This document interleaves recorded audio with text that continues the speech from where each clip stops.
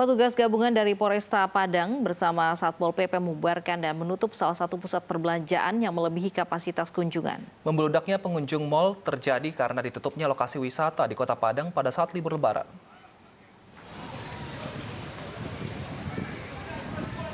Salah satu pusat perbelanjaan di kawasan Hatip Sulaiman, Kota Padang, Sumatera Barat diserbu pengunjung.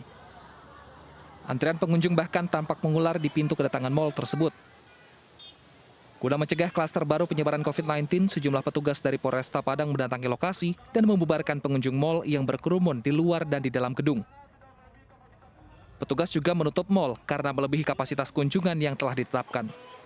Jadi kita selalu mengingatkan kepada pengelola untuk melakukan pembatasan, yaitu sebanyak 50% daripada kapasitas gedung itu sendiri. Untuk itu kita lakukan juga penertiban terhadap yang tidak menggunakan masker. Untuk pengunjung yang tidak menggunakan masker akan kita lakukan penindakan justisi, yaitu sanksi denda yang akan dilakukan oleh Satpol PP Kota Padang. Operasi justisi di sejumlah pusat perbelanjaan di Kota Padang digelar setelah membeludaknya kunjungan ke pusat perbelanjaan sebagai dampak ditutupnya lokasi wisata di Kota Padang. Dari Padang, Sumatera Barat, Budi Sunandar, iNews melaporkan. Hari pertama masuk kerja pasca libur Lebaran, Bupati Bogor menyidak sejumlah kantor dinas di lingkungan Pemda Kabupaten Bogor. Tidak ada sanksi tegas bagi ASN yang melanggar atau belum masuk kerja karena masih dalam suasana pandemi. Senin pagi, Bupati Bogor Ade Yasin menyidak sejumlah titik para ASN Pemda Bogor bekerja. Sidak dilakukan bersama SKPD dan Wakil Bupati Bogor. Dalam sidak, Bupati Bogor menyampaikan ASN membuka diri dan profesional dalam menjalankan tugasnya sebagai abdi negara. Dalam sidak kali ini, sebagian ASN masih menjalankan kerja secara virtual, namun harus mengisi absensi yang sudah ditentukan oleh atasan masing-masing SKPD. Tidak ada sanksi bagi ASN yang melanggar absensi masuk hari pertama usai libur Lebaran tahun ini. ASN yang mudik diminta memeriksakan kesehatannya. Kalau yang ketahuan ditindak, kalau yang tidak ketahuan, tidak melapor, saya minta mengetuk dirinya ya untuk supaya sebelum masuk kerja tuh di swab atau di antigen dulu. Kalau yang nggak ketahuan ya. Sementara di Lahat, Sumatera Selatan, 68 orang ASN tak hadir di hari pertama kerja usai Lebaran. Hal ini terungkap saat Wakil Bupati melakukan sidak ke seluruh dinas dan SKPD.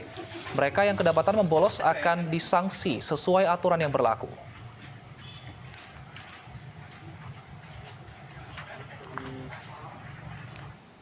Sementara di Jakarta, pemirsa, ASN di Balai Kota Pemprov DKI Jakarta sudah kembali kerja hari ini.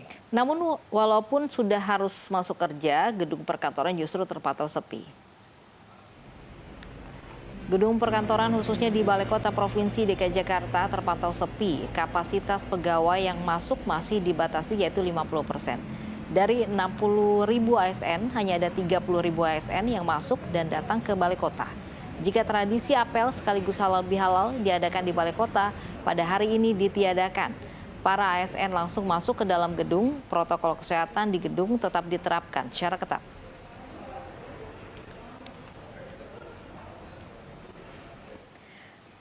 Bagaimana situasi hari pertama kerja para ASN usai libur Lebaran? Kita bergabung dengan rekan Bunga Cinka di Balai Kota DKI Jakarta. Bunga, hari pertama masuk kerja usai libur Lebaran, apakah banyak ASN yang terlambat masuk hari ini? Selamat siang Lovi, Wilson, dan juga pemirsa. Hari pertama pasca libur Hari Raya Idul Fitri 1442 Hijriah, ini situasi di kawasan Balai Kota Provinsi DKI Jakarta terlihat agak sepi. Memang pantauan kami sejak pukul 6 pagi tadi, beberapa ASN ini sudah memasuki wilayah Balai Kota. Dan memang jam kerjanya ini sudah kembali normal. Jika saat bulan suci Ramadan, jam kerja ini sejak pukul 7.30 dan pulang pada pukul 4 sore.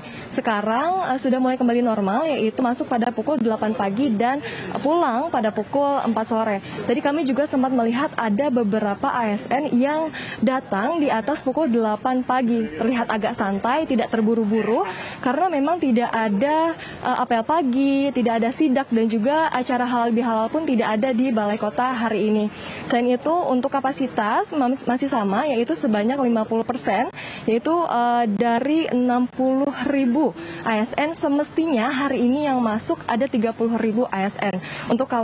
Untuk lalu lintas di kawasan Balai Kota sendiri pun terlihat lengang, tidak adanya kemacetan. Kembali ke studio, Wilson dan Lofi. Bunga Cinka melaporkan langsung dari Balai Kota Jakarta. Pemirsa, Dewan Keamanan PBB menggelar pertemuan terkait konflik Palestina-Israel. Ayo Siang akan kembali sesaat lagi.